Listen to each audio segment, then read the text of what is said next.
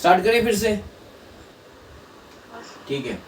So gravitational universal law of gravitation आपको बता दिया है, which is equal to F is equal to G m1 m2 by r square. Gravitational force is always attractive in nature, वो आपको याद रखना है, ठीक है। इस बार कई बार ऐसे एमसीक्यूज में आ जाता है और इसके ऊपर क्वेश्चन भी आते हैं, आपकी नीट में आया हुआ है। मैं आपको अभी एक एग्जांपल दूंगा which is totally based on this universal law of gravitation. सिर्फ इसी के ऊपर से क्वेश्चन पूछा है, कोई कैलकुलेशन इन्वॉल्व नहीं है। So the gravitation law of the universal law of gravitation is given by this formula f is equal to g m1 m2 by r square and it is always attractive in nature, ठीक है। Now second important point, variation of this acceleration due to gravity with height, ये formula आपको याद है? हाँ, that is this is the new acceleration due to gravity at a certain height from the surface of the earth। ये h जो दिया हुआ है, h is the height of the object from the surface of the earth, ठीक है। r is the radius, capital R is the radius of the earth। So at a certain height from the surface of the earth, the new acceleration due to gravity is equal to gr square divided by r plus h का whole square। Now this we frequently use this formula also, that is g dash is equal to g in bracket 1 minus 2h by r, because this height h normally is very very less in comparison to the radius of the earth, ठीक है ना। Radius of the earth is I think 6,400 kilometers, ठीक है। So normally h is very very less in comparison to r। So if it is so, then you can use this formula also, that is the new acceleration due to gravity is equal to g in bracket 1 minus 2h by r। ये भी आपको पता होगा, पता है आपको? पता है। Next important is the variation of the acceleration। देखो मैं अभी right now सिर्फ important formulas के ऊपर ही बात कर रहा हूँ, I am not discussing anything with regards to derivation because it is not required। So variation of the acceleration due to gravity with depth, जब हम अंदर जा रहे हैं, ठीक है। Right now we were talking about the value of g above the surface of the earth। Now अगर हम अंदर जाते हैं, that is when we move inside the earth। So the variation of the g with depth is equal to जो this is g dash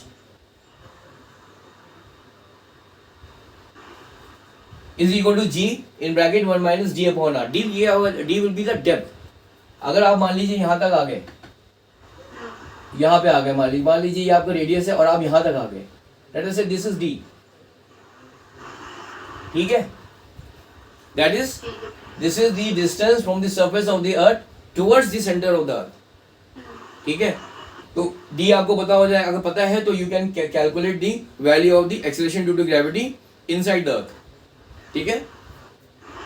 Now the gravitational potential energy, this is equal to the negative of the work done in negative of the work done by this conservative gravitational force in bringing an object from infinity to a particular point in the universe। ये आपको पता है।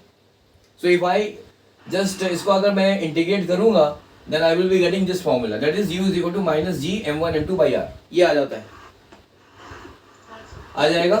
अच्छा, on the earth surface the value of the this gravitational potential energy क्या हो जाएगी?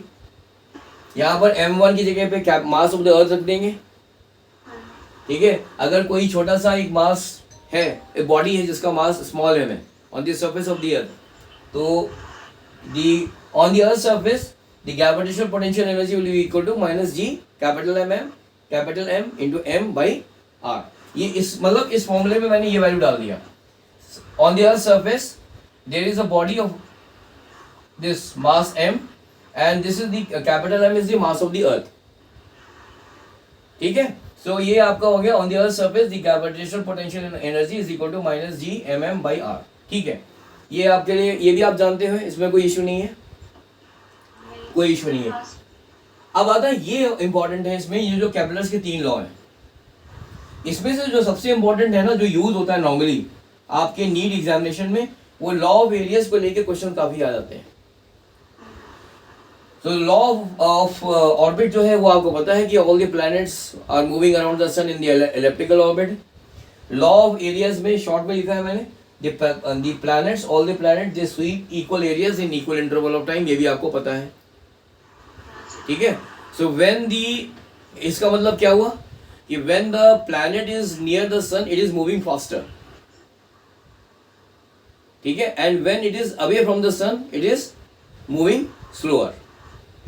ठीक है, ये इसका मतलब है. अच्छा, लॉ ऑफ पीरियड्स में है, that is this is the time period of the planet, that is T square is proportional to a cube. A cube क्या है?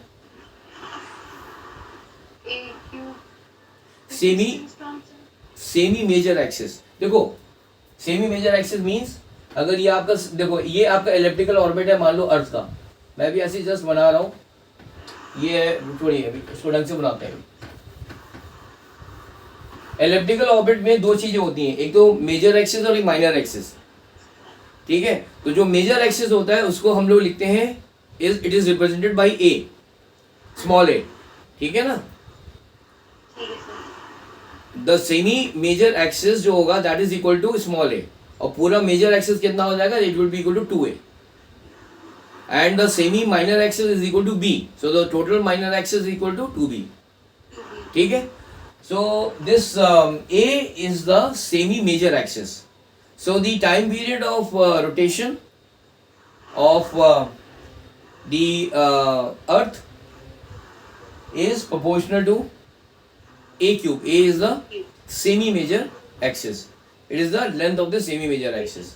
So these are the two important laws, that is law of areas and the law of periods, which are important from the numerical point of view pertaining to the NEET examination. ठीक है.